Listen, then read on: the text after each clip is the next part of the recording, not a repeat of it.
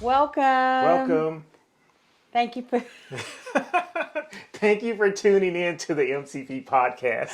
I think we had like how many takes? I know, right? I'm Mariella. And I'm Demetrius. And on today's episode, we're going to speak about the topic of wedding shows. Are they worth it for wedding photographers? So briefly, when we first got started in the wedding photography business, um, not really having any experience, not really having anyone to kind of guide us. Yeah, no mentors. I think our first thing was we just stuck some business cards at the little Mexican food restaurant next to where we live at. And then once we had like a website up and everything, we started getting emails from different wedding shows to come sign up, meet thousands of brides, that type of thing. And of course, we was like, oh my God, yes, let's do this. It's great. So we decided to do wedding shows. So in this podcast, we're going to kind of break down wedding shows in general for photographers and other vendors, and also go into how what our thoughts are, pros and cons. There's a lot of different ways to think of it, but with anything, it's best for you have to try to see if it works for you. If it doesn't work for you, or you may learn a bunch of things even if you think it was a failure. But Or you might just go in there and kill it, Yeah. and up us up 100 times. But everyone's sales techniques are different. You might not be I'm going to put myself as an example. I hate being in front of people and trying to sell myself. I suck. I like selling. He loves selling. So when we go to our show, it's like, oh no, he has to be with me. Otherwise, I'll be just sitting there, just chit-chatting and smiling at everyone and not selling myself. Yeah. Because I just like to talk, but not. So we're good yin and yang when it comes to that. We learnt that, and I learnt that. Like, I hate telling the people how good I am and what I can and can't do. It's just, it's not me. Yeah. So, all right. So we'll get into the first. But isn't that blasé that I'm sitting here telling you shit? So we'll get into the first topic or first section of this podcast on wedding shows. Right? Yeah, wedding shows, good for you. I mean, in the long run, you're going to have to figure it out. But we always strongly suggest to try one or two. Yep. But we'll get into that. So first topic is, what are wedding shows? So we're going to define wedding shows for you. There's bridal expos. They can just be called different things. So there's bridal expos, wedding fairs, industry events, right, like mixers sometimes, or open houses, those type of things where a venue may invite you in to just showcase their venue and speak with brides or couples, and of course showcase your business as well. Yeah.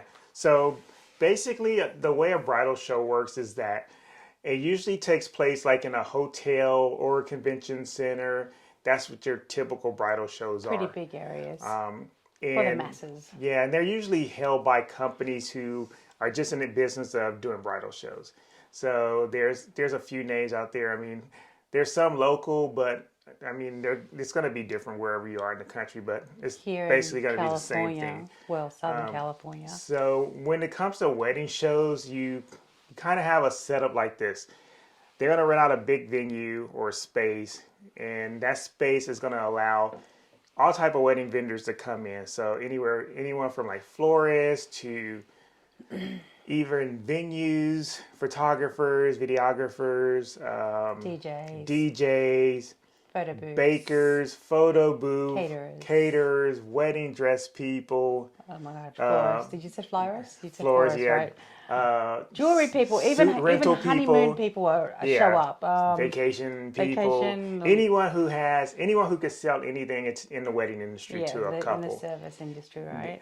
Most wedding shows, depending on the type of people or people who put it up, the prices can range. I mean, on the low end, the average price is probably like $550 for maybe an 8x10 booth.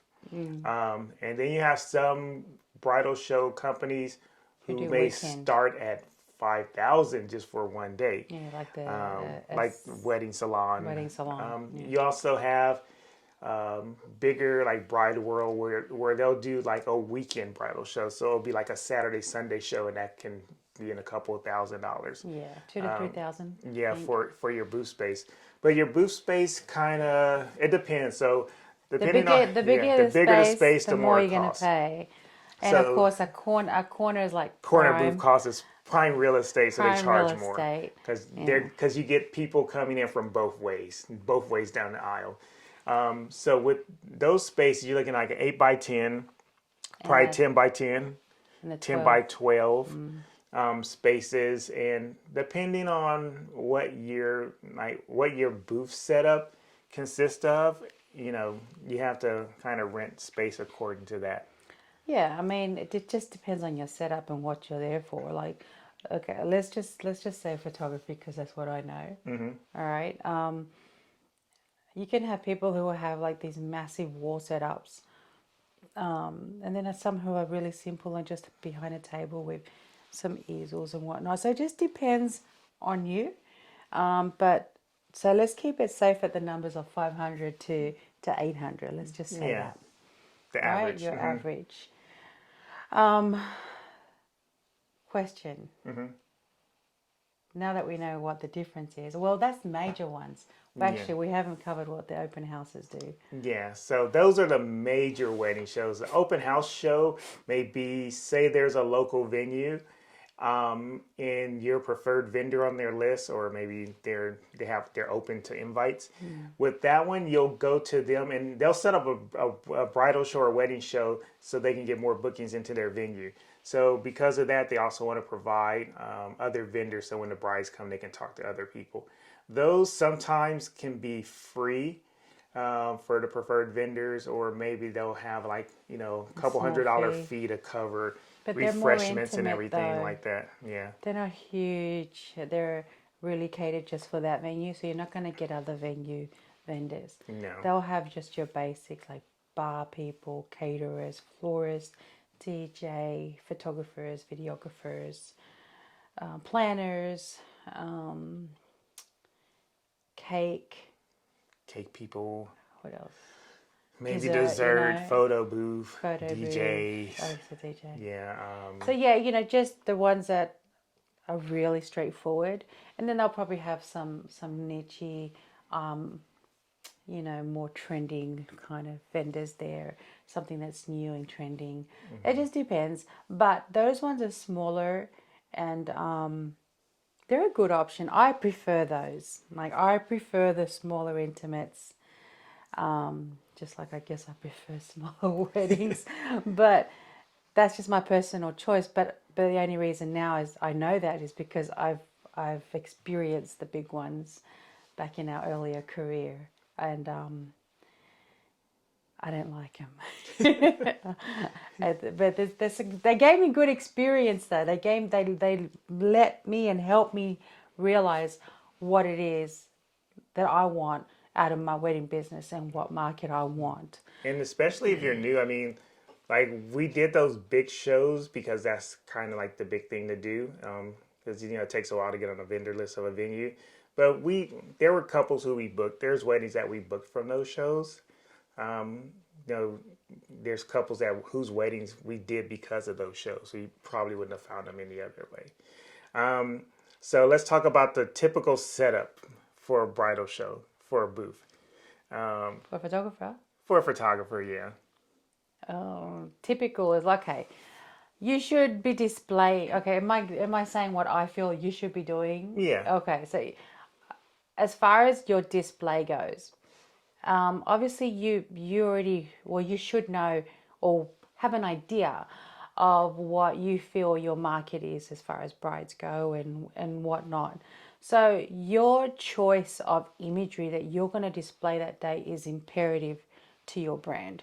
So always showcase larger images, right? Larger ones are always more eye-catching than you can't, just should not be showing up with 4x6s and 8x10s displayed all over the place. Like you need like a 20x30 at the minimal. Like if you do have some smaller ones, which I do, like yeah, but those are next to my 20 by 30s or my 24 by 36s. But I don't have like a crap load either. I just have, how many do I have? I think it's like 10 images. So yeah, so you can't just show with small prints and albums. You actually need bigger images to catch people's attention when they're walking by. Albums are important because once they get to your booth and they're looking around, you want to give them an album so they can flip through and actually see like a completed wedding that you've shot. One of the other things is when it comes to your booth setup, if you're a newer photographer, you may not have like a lot of different images to display. They may, for whatever reason, they can all be at the same venue. You just never know. But if you have multiple weddings, then you want to display a range of photos to showcase to people. Different locations, different venues. You want to showcase some intimate imagery as well as like your like your backdrops. If you had something that had like an amazing backdrop, showcase that. But you got to remember that what you're showcasing is what you're going to attract. So if you're really into doing some more intimate weddings, or how can I explain it? Like the way, okay, let's say back up. For me, I like to display the nature of how I like to capture my couples, and that's fun. I like to always display that fun element and that fun character in my couples. Like some will come to me like, oh, it's stiff and whatnot, but at the end of the day, they're having fun, and I want to display that, and not always have a posed image. I'll probably have one posed image that looks more posed than what I would normally do, but it's not. But the rest is all fun, intimate, and loving, but mainly just fun. So that's my niche. So if you know what yours is, that's what you want, and that's the type of client that you want to photograph, you display that, and you will actually get those people drawn to that because that's what they like. Yeah. So in the past, we've had we always get like a lot of comments with people coming by the booth like, we love your stuff because it's different from everyone else's. And I'm like, okay, how is it different? And that, because I want to get feedback, and they would tell me because it's fun. I'm like, look at it. So that's exactly what I was going for. So Yeah. check mark for me. But albums are important too. Yeah. You've got to make sure you have at least one table displaying albums. Even if if you're just starting, you don't have one, that's fine. But work towards it. Maybe create a style shoot and create your first album doing that. Plus, the good thing about having albums available is that if there's multiple people who come to your booth at one time and you're talking to someone, the other people can sit there and look at the albums until you finish up with the one person you're talking to, and then you can go over to that. So it keeps people from leaving your booth because they see you're busy talking to someone else. So it's really important to have the albums, and because it also does show multiple versions of your work and a lot more photos. One of the other things about wedding shows that you really have to pay attention to is the demographics of the audience. Oh, that's huge. Most wedding shows per se, most big wedding shows for the most part is going to be either, I'm saying lower budget brides, maybe lower budget brides if that's a thing, or the beginning of the middle budget, right? So that's what a lot of the attendees are going to be. For your larger ones. Yeah, for your That's larger from shows. our experience and from speaking to a lot of people, and I know that it's everywhere. You'll find the same kind of information, but I attested to that. It's true. Yeah. You do have lower budget just budget brides. I don't know, explain it. It's just they're on a budget, a tight budget. Yeah, it's You're just too expensive. Oh, come on, we had someone come up to us once. What did they say? I had a good conversation with the couple. They liked the photos, gave them a price, everything. They really liked it. They said, "Oh, we'll come back before the show to talk to you again." They come back, maybe an hour or so before the show closes, and they're like, "Oh, I really like your work." But we talked to this other photographer over there, and he said he can give us 12 hours, no, unlimited coverage. Unlimited coverage. So I don't know, however many hours they need in a day to, do whatever they want done. Unlimited coverage, album, whatever, prints, blah, blah, blah, right? The whole shebang. And they said, well, he said, this price is what he can do it for. Can you match his price? Yeah. And I told him, like, this isn't like a discount center. This is like Walmart. This isn't Best Buy. Swap me. Yeah, this is not like a price matching type of thing. But, I mean, it sounds like a great deal. If he's going to do all that for $2,000, then maybe you should jump on that, because I can't do it for that price. And they didn't book us. More than likely, they probably went to that other person. But that's okay. that's fine. It's like... You don't want to work with everyone either. Client. No, you don't. There's so many for us. Like, it's just even in our early stages, we kind of knew our worth. So, and your value, and you've got to value your time and everything that goes into it. And running a business is insane. We're going to do another episode on that one. Like a full breakdown on the wedding photography business. How much it costs. One of the other things about a wedding show that you should know as a photographer is that more than likely it's going to be an all-day event. Even if the wedding show is like 3 or 4 hours, you have to realize you're going to have to get there at least 2 to 3 hours beforehand to set up. A lot of times there's so many other vendors, so it's kind of hard to load and maneuver around and unload and get stuff. And sometimes you're at a venue where there's like a staircase or one elevator, and you got 100 vendors there trying to use the same space. Plus, you don't want to set up and be setting up at the last minute when people coming in or don't have time, because you're gonna have to set up your booth. Then you're probably gonna have to change clothes, and then you have to get back to your booth. Hey, we've done that. Yeah, we're talking from experience. And you gotta be on your feet the whole day too. I think twice I can count that we were like, oh my God, sweating, trying to get done before people walked in. So we tag team. I'm like, you gotta get dressed quick, because I'm take longer. And he ran, got dressed. He was back at the booth. People were already there, and I'm like, okay, dressed. Yeah, so we're like, never again. It's I'll tell you up front, it's not easy. Besides just the labor of getting there early, unloading, setting up, you're going to be on your feet all day for the most part. You don't want to, for the most part, you don't want to be sitting down in your booth. You want to be standing up. You don't want to be sitting down, because that just comes off as lazy. But you don't want to be that photographer that walks in the middle of the aisle and flags you down. Yeah, you don't want to be that person either. That's so annoying. You're almost like the sign twirler. Oh my gosh! Hey, come over here! It's like, red flag. And then you don't want to, when you set up, you don't want to have anything in between you and the people who come into your booth. You don't want to just be sitting behind a table like this. And they're coming up like this, like that's some already counter. Telling them that there's a huge barrier, and that you're not a personable person. Yeah, that's the word. Thank you. So, you're not personable. So you want to make sure that you're standing up, you're smiling, you're speaking to people, even if they just walk past and don't, stop in your booth. Still say hi. Maybe they're going somewhere else. Maybe they're going to the restroom. Who knows? Maybe they don't need a photographer. Yeah, maybe they don't need a photographer. So there's like all these, reasons why people do what they do. One of the other options for a bridal show is the opportunities for networking.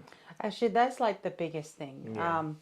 We, after a handful of shows, we're like, okay, we realize, not even a handful, I think it's probably after the third, we realize that bridal shows are not there for us anyway, as photographers, we're not there to book that day. It's very rare. I mean, we've done it, but it was a rare occasion. really it's there for you to network with other vendors. Like that's huge. You should always take that opportunity. Other vendors meaning planners, florists, venues, like if there's another venue out there, as DJs, like everyone that you are collaboratively working with on the day for a client, those people you need to make friends with those people. You need to chat and get to know each other because you will end up working with each other hopefully and bouncing off each other and whatnot. But of course choose your vendors well. Okay. Yeah. And then the other one, of course, is you're there really just to market yourself, just to put your business out Yeah, there. you're trying to, give brand awareness to people because if you're we especially exist, if you're new, you know? if you're new, no one knows who you are. Right. So that's one of the big things too. So as far as bridal shows, who do you think benefits most from bridal shows? So we're gonna say if you're new to the industry or you're established photographer. I think if you're new, I think there is a benefit to doing it. Yeah. If anything, it just puts you in front of people. You kind of get to sell yourself in a Yeah, high-paced it gives you environment. confidence. It really does boost your confidence if you do it, more than a handful of times to be able to sell yourself. But like I said, I And don't you get like it. I feedback can too. do it. You can kind of get feedback from Well, people like if yeah, they like your work or not. exactly. And like you just get to learn to interact a little better. Because most of us, I know that a lot of photographers that I've met are introverts. I'm not an introvert. I actually can get out in a crowd, but I just don't like selling. That's Yeah. all it is. And if you're an established photographer, do wedding shows work for you? I think there's still pros if you're an established photographer. Some photographers have just been in it for so long, they They haven't have all changed the connections anything too, though. The since same they started. connections, yeah. Like they haven't like updated their marketing material. They've The way just they yeah, shoot. they They just don't kind of change rely on with the waves, yeah, They they just just kind kind of of rely stay on there. referrals and stuff, and that's fine. Referrals are great, And that's working for them. but I mean, sometimes you just got to get out there and just interact with the people. And innovate. You got to Yeah. innovate yourself. You got to keep yourself on top. You have to innovate and move with the times. You get left behind otherwise. Yeah. And it's also like it's a good thing too, like for established photographers, like ourselves. All right, let's put ourselves as a Example. example. We haven't done a bridal show like big bridal show for 10 plus years, Yeah, it's been a while. Yeah. but we are preferred vendors, in multiple venues. But the one that we always do every year when they do have it, when COVID didn't happen, but every year is the Mission Inn, and they're local. We don't mind doing those. They're great. Mission Inn has been great with us. We've been blessed to be on their list and have an abundance of lovely clients. That's the only show that we do. Yeah. And we already have an established relationship with all the vendors. And of course, there's new ones, so we get to know them. But yeah, I mean, we've tried what? When we were first starting, we tried to do the weddings, what's it called? The wedding salon? Wedding salon. Wedding salon. That's like super duper high end. I mean, Like- high end. Like, Like 5,000 for a booth. well, no, like even the venues are like, Oh yeah, it's gonna They be in start at- like Beverly Hills. they start at 50 grand for like 50 people. So it was super duper high end. It was beautiful, like Yeah. extravagantly beautiful. The vendors were all high quality, and and it was nice. But that show, like I said, unless you're already there and that's how what you're jumping into, like freaking kudos to you, do it. Because that's where if that's your market and that's your niche, that's where you need to be. But expect to pay like 5,000 for a booth. Yeah, and Okay. and even with that, it's like the couples who are gonna book you, they're gonna already expect that you've worked in that Yeah, range that of environment clientele as to well. begin with. Yeah. So if So you got to be a good liar if you haven't, okay? yeah, you gotta be believable. You got to fake it till you make it. So if you're good at that, oh my gosh, kudos to you. Otherwise, Yeah, no, just Don't do it. Just wait a little bit. Figure out your audience, right? And then the other one we did as well, because at one point I wanted to change, not change. I wanted to add more diversity to my portfolio. Reach a different market. Yeah. I wanted more diversity, and I had done already some Southeast Asian weddings and whatnot, and I love the colors, and that all just screams to me because I love color. So I'm like, oh my gosh, I want to do more of those. Let's see if we can get ourselves into that market a little more and get just get more into it. And that actual bridal show was also a whole different element. I don't know, explain it. Like they had all that, but the culture and the crowd there just wanted to haggle you. Yeah. Like, Plus, haggle you. when you start to get into different cultural or ethnic weddings, there's just a lot of details that you have to be aware of, because there's different like Different ceremonies and just traditions that you have different to cultures be educated on what they do, because they'll expect that from you. They do not want to guide you. So there's just so many different elements to being a wedding photographer. And if you niche down to what you want to do. In this section, we're kind of going to go over the pros of doing wedding shows in kind of more detail. One of the first sections on this is exposure to a targeted audience. So the one thing about doing a wedding show is that everyone there is either getting married or plan on getting married. So you just have a lot more concentrated customer base. Like there's no one there because they're trying to get a photographer for a birthday party. I mean, there is a few kids and stragglers around. So it's being event type of thing. Type. But there's not going to be anyone there for like corporate event. Like, oh, I'm here because I'm doing a corporate event. There's going to be wedding, 98% weddings or some other type of celebration type event. So that's a good thing about it. You got a targeted audience right there that's there to see you. The other thing we kind of touched on earlier is networking opportunities. And that's just going to give you the opportunity to connect with other vendors. So the way we work it, usually at a wedding show, like the first couple of hours are like super hectic and super busy. But by the last hour, it's probably dead. There's not many people around, but just stragglers who come in late. So what we try to do is walk around the place where the wedding show and just go introduce ourselves to other wedding vendors. Because when it comes down to it, it's great to book clients from wedding shows, but that more than likely those are one-off, maybe two-off type of jobs that you may get. Maybe you do one person's wedding and their friend maybe hires you to do theirs.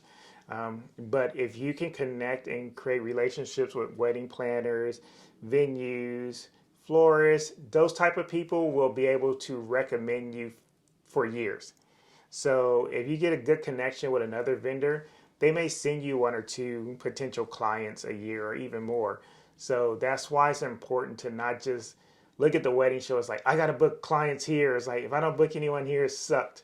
You have to look at it as opportunity to meet other people who you probably wouldn't have met any other way. Yeah, I mean, and just make sure you follow up on those little meetups that you did or little connections that you created at the show, so that way you're not forgotten about. So make the effort, email them, and just stay connected via social media, and then always just out of the blue say hi. Like, it's like keeping yourself relevant with them, even though you're not working with them. At least they'll remember you because you're always relevant in their inbox. Yeah, if they sit back like, oh, they have someone come in for flowers, and she's like, oh, any photographer? Oh, I met this person. Let me give you your contact information. Exactly. One of the other things, of course, what we kind of touched on briefly was brand visibility. Is that you get out there, you have your logo, you have your name, you get to meet people, brides, couples, other vendors. So eventually your name kind of gets out there, which is what you want, especially if you're new. Direct feedback. People will look at your photos. They'll either like them or they don't. And that's something you're not really going to get, because no one's going to call you if they don't like your work. So anyone who calls you more than likely likes your work. Also, they don't like you. Yeah, they get to see how you are in person. Like, Yeah. oh, okay, their work's great, but I don't, they're but like I kind of a wasn't cold vibing, person. like I Yeah, didn't like that person. I'm like, they'll I standoffish, don't want to hang whatever. out with them at my And wedding. then that could be the same goes for you though. There might have been a few couples you're like, oh, I don't want to work with them because you didn't get a good vibe. So it doesn't mean you have to go work with them. One of the other pros is the potential for bookings. So with that, so this is where a lot of people get confused when they do wedding shows and why they think wedding shows suck and like, oh, it's a waste of money. If they go into a wedding show with the idea like, okay, I spent $500 for this wedding show. There's gonna be 500 to 1,000 couples that show up at this wedding show. I know I'm gonna book at least 3 to 5 weddings, and they don't book any weddings that day, and they say wedding shows suck. So the potential for bookings with a wedding show, the way that we work it is that we look at it as a opportunity to at least get some leads from the show, even if they don't book on that day, which is highly like unlikely. Most people are still shopping at that point. But if you have the opportunity to get their contact information, their Collect name, your phone own. number, email, you can always follow up because a lot of other wedding photographers aren't doing that. Now they're just handing out a business card or a brochure, and they're just expecting for the people to call them Yeah, back. so our workflow is because he was IT before we even went into the industry. He still is IT, so he actually created an iPad. So we'd have iPads on stands, and we'd create an intake form. And that intake form, I'd ask anyone who'd visited the booth who I felt would be comfortable. I'd ask them anyway. If they didn't want to do it, that's fine. I'd ask them to fill it out. We would hold a show special per se, but we never really gave huge stuff. Like I'd do like $100 off my Or package, like a free or a print. free print. I wouldn't go take stupid crazy discounts Yeah, a because lot of people like $1,000 off. I ain't doing that. And then I'd tell them like, if you can fill that out, that way I've got your information, and I'll honor that for a certain time if you book me within 2-3 months, whatever the case I wanted to put in. So what happens is then at the end of the day, that collects all that information, and the next day I go in and I go down my list and I go email every single one of those brides. 50%, I won't hear crickets from them, right? And then slowly, probably 3 months down the line, I'll start hearing from them. So it does take 3 to 6 months because a lot of the brides that are there are looking for planning their wedding at least a year in advance. Some are 2 years. Yeah. So yeah, you're not going to get immediate unless someone's there for last minute wedding, like, oh my gosh, I need a vendor, which is pretty rare. Yeah. So that's our workflow, and I feel like that it helps a lot because you can't really be relying on the venue's list. A lot of the times now, I don't know if they even given it to you, but the Bride World and all those other places, I think they still give it to you, or you have to pay extra. I'm not Yeah, sure. to It's get been like a long time. list We of should the. have done some research on that one. But yeah, that's our workflow, and that works for us. And I highly recommend that you do that. It's just quicker instead of you asking them to fill out paper. Yeah, plus usually with the wedding show, they will have a list of all the people who sign up, and they will give it to you either, like say, either it's free or Or they'll give it, sometimes they'll or ask you to they'll pay pay extra. extra for it. But if you get your own list on the day of the bridal show, you can reach out to those people, the ones that you get signed up. You can reach out to them before everyone gets the list, because Exactly. it'll take almost a week before the list Before comes everyone through, gets the list. and then at that point, those couples are going to be bombarded with like 50 photographers or other vendors. So if you can reach out before, you're better. And they actually spoke to you, so that's already, you've already got an upper on that one. Yeah, So they'll know that they actually visited you. Yeah, if they have a list and there's like I don't know, I don't remember talking to this person. Right. It's just at that point, it's almost like you're spamming the people. At that point, so those are the pros of the wedding show. So now we'll move on to the cons. All right, so now we'll get to the cons of doing wedding shows. First con, high costs. it's not cheap to do a bridal show. As we talked in the beginning, you're looking at minimum $500 for maybe an 8x10 booth. Now, that's the cost of the booth is $500, That's right? it. All right. And then you need marketing materials. So, say business cards, because you're going to hand out a lot of business cards or brochures Or or 4x6, like you know, postcards, whatever it is whatever it is. that you feel you want to hand out. So you got booth fees, marketing fees, and time investment. So most people don't really calculate their And time albums properly. too. Oh, albums. If you don't have A prints, sample album and prints. Prints. If like you're just starting, like every year we would have to update our prints, so that's costly because we're not just getting some cheap old yeah, we're regular getting good paper either prints. canvas, metal prints, or just frame prints. Plus the thing is, Plus if you're frames. doing if you're doing a handful of shows every year, all that moving back and forth, Stuff you're gonna gets have to broken, replace scratched. images. Yeah. Things break. Just you run out of materials, that type of thing. So I think on a bridal show, when we were doing it, we probably spent like $500 for the booth. We probably spent like another at least $200 to $300 for like these marketing materials that we would use. About 1,000 on prints plus Yeah, prints, easels and everything, easels and whatever we're everything. displaying it But you on. can like probably split like say 300 per show. If we split it up amongst three shows, Another like $300 on probably just 2 albums. That's on sample. yeah, sample albums. Pricing. So if you get a sample pricing with your album providers, yeah, well maybe like 400. Then you have gas costs to go to and from the place, your investment time, just your time in general. Plus, you're gonna have to buy food on the way there to eat breakfast, And food then on the day. on the day afterwards. Go eat dinner because you're there all the time. Oh wait, So, and also you got to prepare like at least a month beforehand. So you've got all that time. You've got to. I mean, we're in a very creative household, so we save a lot of money as far as designing and stuff because I do graphic design and my oldest daughter is a full-on graphic designer. So we save a lot of money because we don't have to hire other people to create anything for us. We just got to print it. So that takes time though. It Yeah. takes time recreating that and marketing and doing all that and making sure it looks pretty as well as it's very informative.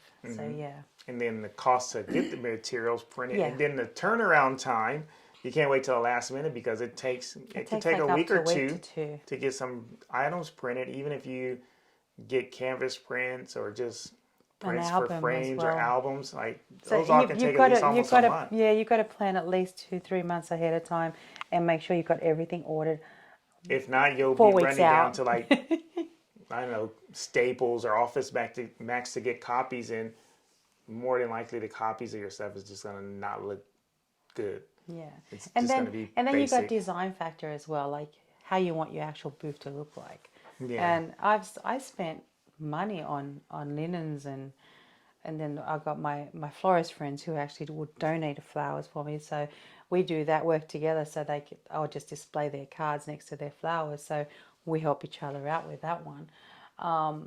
But there's the tables. Most of them will provide you a Some what is basic it? linens. 6-foot table with some basic, cream off-white linen, and then it's up to you to personalize it if you want to stand out, which I always did. Yeah. So I kind of always went out my way to make sure that my booth looked different from anyone else's, and it worked. People would come and be like, "We love your style. We love the colors you used," and that drew them to me. And it shows that you have an attention to detail, like Yes. that you cared enough to set this up so it looks nice. Because there's some people who will show up with a folding table, some albums, and some little prints, just stick it there, and they just look like they're attracting people who don't want to pay. And it's simple because if you look at it, Representation is everything. yeah, It's your brand. yeah, it's your brand, and It's that's yours. that screams your brand is cheap. Yeah, Or you just don't big care. time. One of the other cons of doing bridal shows is the competition. Of all the vendors at the bridal show, the most vendors will be photographers. It's like because the photography business is so competitive, and because photographers want to be there and try to book clients, you're probably figuring with all the other vendors, you know, it's probably gonna be double the amount of photographers as it is any other vendors there. It's just that's just how it is. Like per room, let's just say there's like, or per sections, you're going to have like 2 or 3 photographers in that same area in the vicinity that you can actually see them. So I feel is not right. Like venues should be equally, you know, and plus too, they charge photographers more, believe it or not. Yeah, and then the other thing is if it's a big convention center type bridal show company, there's going to be there's no like vetting of the photographers. No. So you'll have photographers there who are charging 5,000, and you'll have photographers there charging $1,200. So yeah, you'll have photographers there charging $1,200 or just way below what they probably should be charging, but they might be charging that because they're super new and they're just trying to, get clients in And the they door. probably have no guidance there. Yeah, and have no guidance. They probably haven't really. They might not even show with big prints. Or an album. They may just show with some 8x10s, and that's the thing. So with that, you have to realize that the consumers who are there, they're shopping you against these other people. And as far as they're concerned, everyone's shooting. You guys are all shooting weddings. What's the big difference? I mean, you do get a small percentage who do recognize the fact that you're experiencing the other one, is it? Mm-hmm. So don't get us wrong. And we've had that, like, okay, yeah, how long you been, we directly ask, how long you been doing this? Yeah. And, we're like a decade plus. They're like, oh, wow, okay. So then the whole persona, whatever you want to call it, changes towards us because they know now that we're experienced and we know what we're talking about. Mm-hmm. But they first come up like, oh, I don't know. It's weird. Yeah. One of the other cons is time consuming. Like we said, it's just a lot of time from the beginning, getting everything you need, then the setup. That's kind of self-explanatory. Potential for bookings or basically unpredictable ROI, which is return on investment. So you have to go into doing a bridal show with the intent that you may be spending $1,000 and getting nothing out of it besides brand awareness, opportunities to network, opportunities to meet other couples and get used to selling and talking to people. So that's not really, to me, that's not like a down thing. I think that's actually something that you need to do, and I think that's important. But if your mindset is I didn't book anyone, therefore I wasted money, then yeah, you're going to be disappointed because that's going to happen more often than you booking someone. So you just have to realize there's no guarantee on that investment. The only guarantee is what you make of it. It's like, okay, so my analogy, it's like going in and spending what you spend to go to an actual wedding show. You have to look at it like that's part of your yearly marketing plan. Mm-hmm. So that's because that's what really a bridal show is. It's part of your marketing. Besides if you're investing in Google ads or if you're investing in some social media ads, the shows are a whole different way. Instead of you hiding behind some screen trying to find people to book you, the wedding shows allows you to have that, to be that face and be in person, and I actually exist. I'm real. Like I'm not just someone online. So you should put that into your budget if that's what you want. I mean, at least for the first year or two, give it a whirl. And if you like your shows and they're successful for you, do them. I don't think you should not do them. You should always try it, regardless what all the negative and whatnot that you hear everywhere else. I mean, we obviously don't do it anymore. Because it's the companies that run them and whatever. I feel like they're getting over on us. Yeah. But that's a whole other topic. Yeah, once you done them, it's like once you have a lot more experience, then you turn your marketing dollars to different other ways to bring in business. But I definitely would recommend if you're a new photographer, new anything in the wedding industry, do a wedding show. I think it's just good practice, good. Yeah, and if you don't have the imagery to display and you want to get to a wedding show, go and get yourself a style shoot. Now, I'm sure I'm some. gonna do a quick little of what I do because that's a whole other topic as well as style shoots. I really want to get into that one. But my first style shoots, I literally went thrift shopping, and I'm a thrifter. Like at heart, I'm a thrifter. But I went thrift shopping, found me a dress for like $25. Remember Laurel and Mo? Found me a couple that I kind of knew, you know, getting to Neighbor's know. They were neighbors, brother. brother. Yeah. So I found a couple who were super eager to work with me. Went and basically found myself a winery, which is now one of the most popular wineries in Temecula. But I reached out to them when they were kind of just starting.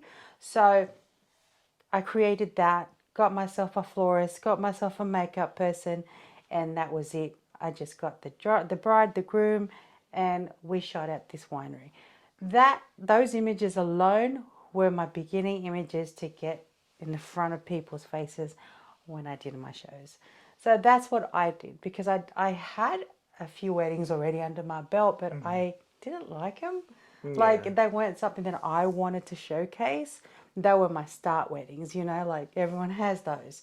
But I strongly recommend that you do that and, get a friend, a boyfriend and girlfriend, just who are comfortable in front of the camera. Find a florist who's just starting who might want to join you. Find people and you don't have to do a venue. You can go out into a state park or any public area that you don't need a permit unless you want to go and spend money on a permit, go for it. But whatever location you're choosing is what you're going to display, and that's the sort of people you're going to get. So just think of all of that. I know it's so much to think about, but it's a lot. Yeah, that's my advice if you haven't really got the weddings under your belt, but you really want to get out there into a show, get that done. At least have 5 to 6 big blown up images. Okay, so as far as we believe, here are some great tips for wedding shows. So, number one, create a standout booth. So, invest in eye catching displays, prints, branding, nice albums. You have to look at it this way: as much as you invest in your camera gear and your lenses, you have to invest in your business. And so many people, and it's not just wedding photographers, it's just people in any type of business. They spend all this money starting their business, buying all the equipment that they need, and then when you ask them how much money they're setting aside for marketing, they're like, I don't know, none. Or they just don't want to spend money on marketing. They think like if they build like the Field of Dreams movie, like if you build it, they will come. And how will they come to it if they don't even know it exists? Right. So you have to spend money to let people know you're out there and build a name for yourself. And that's just one thing. If you don't want to put money into your business and the marketing thing, then don't be upset when it fails because no one even know you were in business. I mean, the rule of thumb really for most businesses who are successfully, outlasted 5+ years is the first 2 years. Like everyone says first year, I think it's first 2 years. Everything that you're earning will probably like 80% of what you're earning is going right back into your business. Yeah. Because you need it. You need to put that back in to grow. And that what you're putting back in is for marketing, for ads, for your gear, for networking. Sometimes you just got to get up on a weekend and go visit venues, go visit these open homes, go and introduce yourself, and it's part of your marketing. And you need to, and of course you need cards to give out or whatever you're handing out because you have to have something to hand out. Yeah. I mean these days it's oh hey, I got a QR code, scan me, and I'm all for that. But at the same time, then what if you lose that page? I don't have you anymore, and I didn't go follow you. Oh shit, what was that person's name again? Shit, and like I still hand out a card, and my card's got a QR code anyway, but I still hand it out. Call me old school, but I still feel you need something physical. Yeah, I mean, like we all know Coca-Cola and Pepsi, but they still advertise. Yeah. Like they probably spend hundreds of millions a year on advertising. Not because Why? no one doesn't know them, but Because they you want have to to stay stay relevant. relevant in front of people. Yeah. So that's one thing. Another good tip is if you're doing a bridal show is to create either a bridal show exclusive discount or a giveaway to attract leads. So, for example, like when we do our show at the Mission Inn, we'll create a special landing page on our website that just has the show special. So with us, we have a QR code. They can scan that.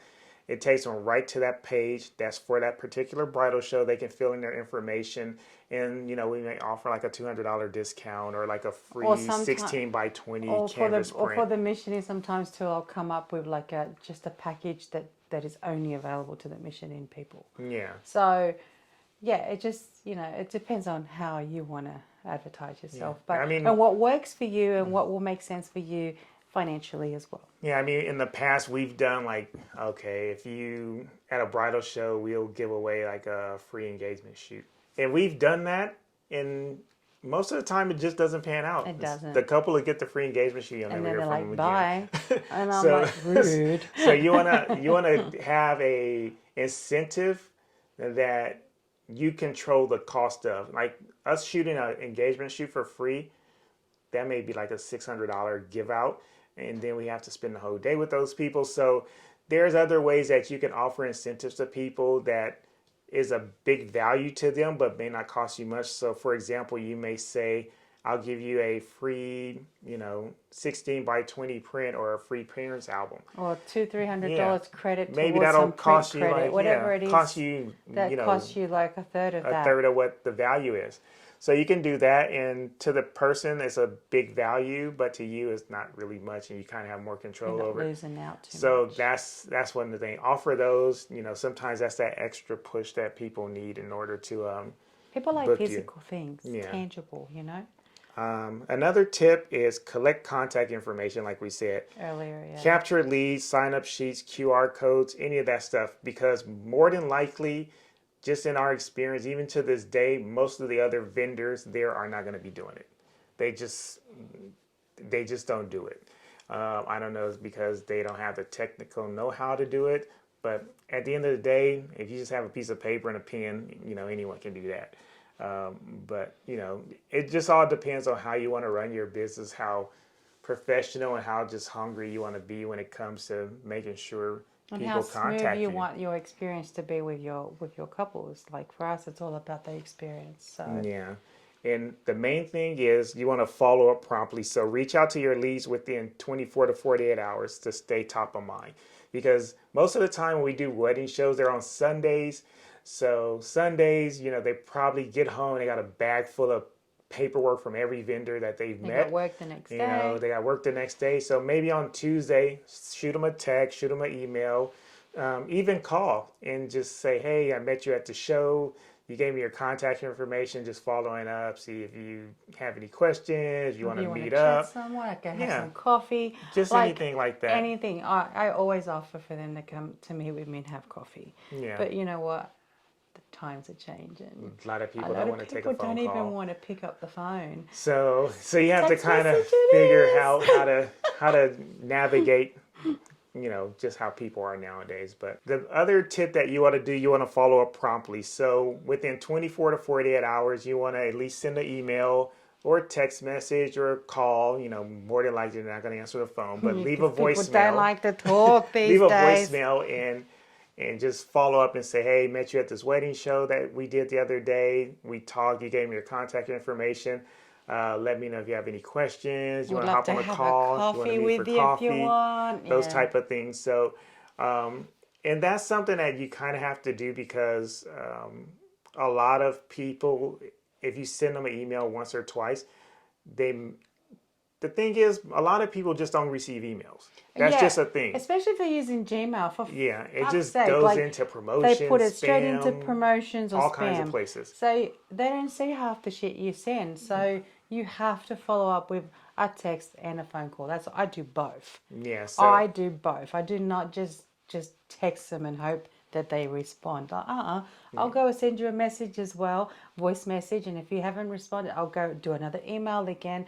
Hey, just letting you know that I've sent you an email, and I'm sure it's hanging out in your junk. Please check, or if you'd like me to resend it, let me know. Yeah. And then the other thing is like you're gonna have to follow with people multiple times. Yeah. Because the thing is if they meet you at a wedding show, maybe their wedding is like a year off. So don't be afraid to contact that initial contact 3 times, but maybe like a month from now follow up again. Yeah. Maybe a couple of months follow up again. After you do a few of those follow ups, if you don't hear back from the people, they're more than likely they've moved on, or who knows what's going on. Yeah, because But too, also a lot of people be like they'll go to these shows and then they'll get so overwhelmed by all the information that was given to them that they'll put it down and recircle that later on. So that's why you have to, okay, let's be relevant again and reach out again. So yeah, you're not chasing, like, to be honest, I used to think that, like, I'm not chasing these people. Like, if they want my work, if they like me, whatever, sometimes I'd get that way because I'd be so annoyed. But I've learnt it doesn't work that way. Doesn't, like, life gets in front of you, and you've got to sit back and be that person and see how they're looking at things and be like, shit, you know what? It's true. Like, life can throw so much shit at you that sometimes your focus is somewhere else. Like, you're not even thinking about that. And then you just come back to it. And then sometimes it might be too overwhelming because there's too much information for you. So you're like, I've got to weed that down. So it's, and then, you might have a death in the family. You might have lost your job.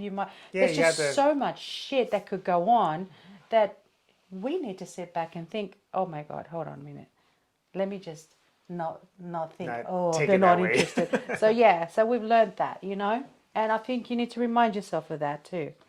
So yeah, a lot of times you think that the couple or clients have ghosted you and they're not responding or ignoring you, but another reason why maybe they haven't gotten back to you besides just life things happening is that they're trying to figure out their budget. If they can afford you or not. And budget's like one of those things where it's like a tricky thing because a lot of people don't want to be like, well, I can't afford you. It's kind of, it's kind of embarrassing to be like, oh, I can't afford you, or I'm waiting to hear back if this person's going to help me pay for it. So just remember, there's a lot of reasons why people aren't contacting you. Like Mariella said, they just can be having just regular life stuff. Like we all have those issues where we just forget to contact people because things come up. So and also don't take it personal. And also too that you got to consider too that each couple has different priorities when it comes to wedding vendors. And of course you want to attract the ones who feel that photography or video is like the most important thing for them, because it really is. It's the only thing that does last forever. But there's some that we've come across that flowers were like way more important to them, and they spent like $10,000, $20,000 in flowers, and they didn't want to spend more than $4,000 on a photographer. So it just depends too on the client. So their priorities are so much different than the next one. So that's also something to consider. So if that's the go, then no sweat off you. Just move on because that's not your client. Yeah. There's some alternatives that you can also consider besides doing wedding shows. Yeah, if wedding shows aren't your thing. Wedding shows aren't your thing, or you still kind of new and you're trying to figure out. You can go another route before you decide to go to that one. So one is social media marketing. So using Instagram, Pinterest, TikTok to showcase your work. That's a thing that is free. And that's really, you got to look at the social media. I've never relied on social media or even thought of as social media as my platform to sell to people. To me, that's not what I do. I don't sell or book people from social media. I really don't, and that's not my goal ever. For me, social media is more of a platform to just showcase my work. That's literally what I use it for, besides my website. Yeah. Another option that you can consider is collaboration. So partnering with wedding venues or planners or other vendors to do style shoots. That's one thing where it can benefit everyone by doing a style shoot. If the photographer knows what they're doing, that's the only thing. You've got to be confident in what you're going to produce, even if you're new. Show that confidence. be there and let them know this is what you get. This is what I know I can give you this. Yeah. I mean, for years I've been telling Mariella to write her style shoot guide, He like a has. book on style shoots, which, maybe we can get around to it We because it's might. something that I enjoy doing it. I love putting them together. it's a lot of work that goes to it. It's It a lot of is, background to it. but it's Yeah. gratifying. Plus, it helps. You have no idea how many photographers got their start with just doing style shoots. Yeah.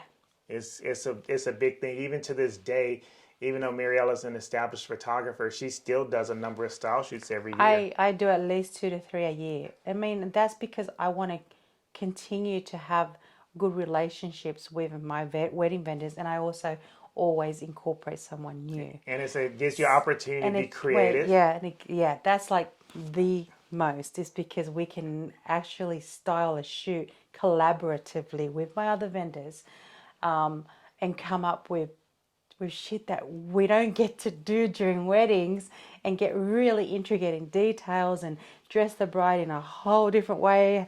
Whatever it is, like we just get to be creative. We get to pick our locations. It's fun.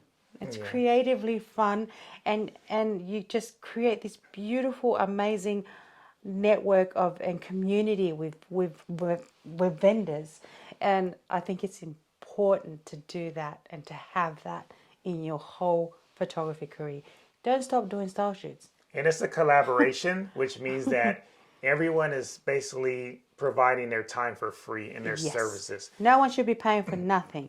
Like sometimes though, wait, I'll back that one up. It's I feel it's nice to help the florist with her costs or his costs. Or even food people who have And hard caterers costs. because they're putting up like it's going to cost them a lot. So if we're able to collaboratively come together and pitch in for those hard costs for them, not just on me, it'll be everyone. I'll ask everyone, can we all pitch in for their costs and that cost, so that way they don't feel like, gosh, everyone else is just doing their shit for free because it's just their time. They don't have to do anything else. But it's not really. I mean, in the long run, we're still paying for our own business overheads and everything else to run our business.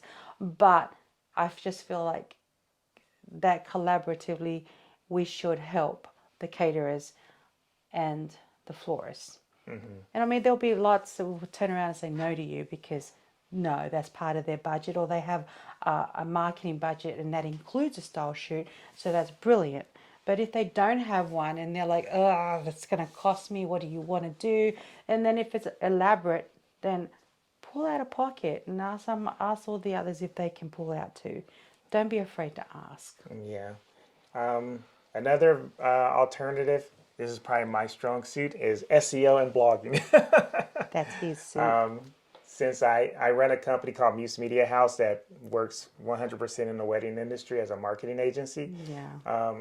Our main thing is to help wedding venues and other wedding professionals bring in more organic traffic to their business and leads, and most of the time that's going to be through website design, SEO, and blogging.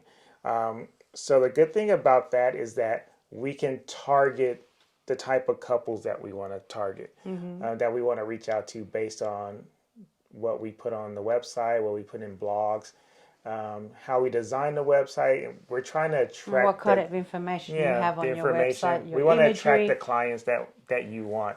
And with doing it that way, as opposed to working with like the Nod and the Wedding Wire, Zola, those type of places where it's just kind of It's a it's directory. a gate kept environment where you're competing against all your other competitors.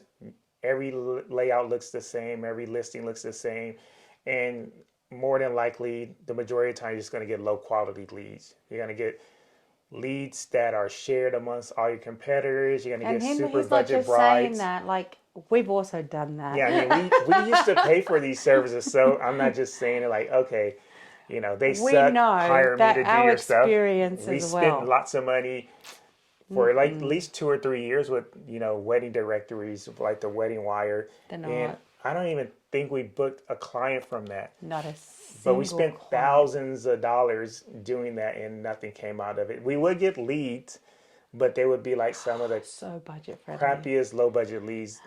that you can think of. So it And wasn't like, really worth it. hello, my price says starting at, and they're giving me brides that don't want to pay half of what I'm Yeah. starting at. So I'm like, So SEO is really something that people should concentrate on. You need to concentrate on your presence and what you look like. You need a professional looking website. It's like you don't want a website that looks like it took 10 minutes to put together, or you had your high school kid put together and it just, it's cute because he did it. It's your kid, but like couples who are coming to you, they want professionalism if they're going to spend money, and that's one of those things where no matter what perception time of is night, yeah, everything. no matter what time of night, someone can go to your website and look at what you offer, and if they go to your website, it doesn't load right on the phone, or you It's got these taking forever to load. blurry images, or And links are things all are just wrong. links go back to like Wix, or Your the social links go media to links don't nowhere. work. The form is you have no idea how many people have horrible websites, and then they wonder why no one books them or why they don't get any So what's the contact. next best thing? Oh, that one's got no info. Just close Yeah, it. Next. it's like, Because there's no shortage of wedding photographers, guys. Like there's yeah, freaking millions of us. and there's like a lot of people who don't even put their phone number on their website. But there's no shortage of clients either. Yeah. Remember that as well. So make it easy for people to find you, and once they find you, make sure they have an enjoyable experience and they're not having to go out their way to reach you. Because at that point, I wouldn't even bother to go find someone I else. mean, with everyone's attention span these Yeah. days, come on now. Yeah, so that's one thing. And then the last alternative that you can do is paid advertising. So you can invest in ad platforms like Facebook or Google or YouTube. Um, and the thing with paying for paid ads is that you instantly know if it worked or not. Yeah, true. Because when you put an ad campaign together with Google Ads or Facebook, there's a lot of data that is gathering. You can know, like, okay, I spent $10 today and 5 people clicked on it, and those 5 people came from here. It's a You, female, it's a yeah, male, you what just have country, more. blah, blah. You just have more insights into what you're doing. And a lot of people are like, I don't want to spend money on advertising, and like I said, it all comes back to it. Rather, any way it goes, you have to spend money on marketing. The basics of marketing is as a business card. You have to buy business cards. Now the business card and running ads, yeah, that's a big different cost, but it's still the same. It's like you understand the process of needing a business card. You should understand the process of sometime running ads or promotions on your Instagram posts or anything. Just you have to try different things to figure out what works for you. You just can't sit back and just expect things to come to you. You can't work that way. If you do that, you'll just be out of business because no, like, yeah, you'll get the occasional people that just happen along and find you, but do you want to work? Do you want to run your business based on, you getting lucky and someone finding you? You want to be purposeful, and you want to have a plan of action to get people to your business, not just rely on like hopium. I mean, then you also get the people who don't bother to go look at your website. Like, I don't know how many people I get through Instagram be like, how much do you charge for XYZ? I'm like, did you, prices start at blah, blah, blah. You'll find more info. Did you get a chance to look at my website? Because I've got way more information for you there as well. If you review that first, and they're like, oh no, I didn't even look. I'm like, oh my God, I'm over here shaking my head. Like, why would you not look? Yeah. I took all that time doing that website for you, damn it. No, but yeah, you'll get those. So those are our alternatives to wedding shows for those who want to try that. But I think you should try both. You should try wedding shows, and you should also work within these alternatives as well. You can't. There's like no one fix for everything. You just gotta. Nah. Sometimes you gotta do all of them. Sometimes you just gotta do all of them to figure out which ones work for you. Or sometimes you just like you're so damn good at one, and that's all you need. But Yeah. you've got to find your path. You got to divest. Yeah. You can't put all your eggs in one basket, right? Yeah. With the price of eggs. Fudge. So, in closing, let's see here. We're going to say we went over a bunch of key points, pros and cons, and just general information as far as wedding shows go. So at this point, you should sit back and decide if wedding shows are right for you. Evaluate your business, how it is now, how you want it to be in the future, and maybe just sit down and kind of write out what your business goals are, what resources you have. Goals, and then also have long-term goals. Yeah. So but be real with yourself. Don't sit and feel like you've failed if something ain't working quick enough for you. Yeah. And I'm speaking from my heart, from my experience, because I'm an impatient bitch when it comes to that. I am. He totally brings me back down. But me, I get so impatient with myself and I'm hard on myself. So that's been my own battle, is learning how to not be so hard on myself.